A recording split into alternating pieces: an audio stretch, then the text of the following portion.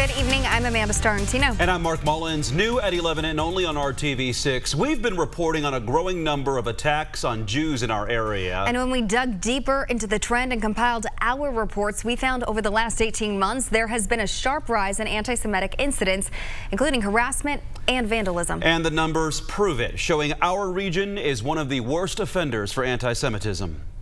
Swastikas spray painted on churches, synagogues, and even on homes and street signs. Stories you've seen on RTV6 in neighborhoods across Indiana, from Richmond to Greenwood, from Bloomington to Indianapolis. I find that more and more our congregational families are coming to us with complaints. When it comes to anti-Semitic incidents here, Rabbi Brett Critchever gets an earful.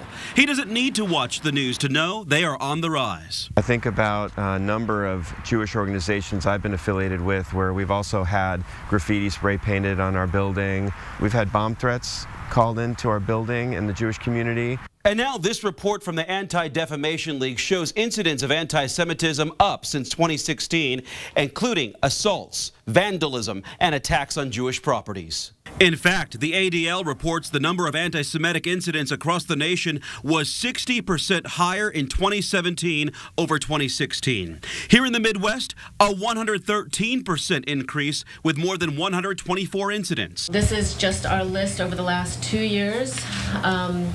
Whether it's swastikas or bomb threats as the JCC received last year. Lindsay Mintz runs the Jewish Community Relations Council on Indianapolis's North Side and shows me this growing list.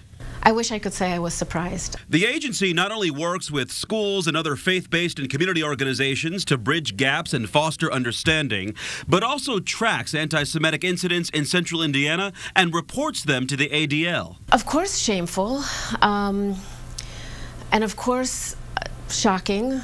All of the adjectives that you want to use to describe a quantitative increase in expressions of anti-Semitism. Her list includes a swastika at a dorm in Richmond in November of 2016, and a slur shouted to a man outside of a Jewish deli in Indianapolis the next day.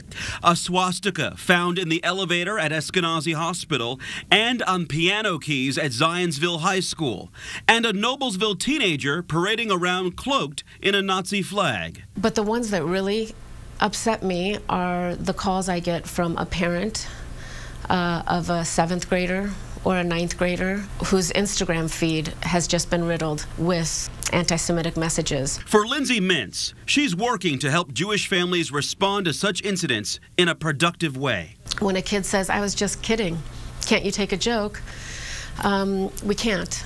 And it's really important that acknowledging and calling it by name and saying something at the first moment that we see it, it has to be a priority. And of course it's important that individuals are caught and held accountable, but more than that, I think it's important that communities come together to respond to hatred with love.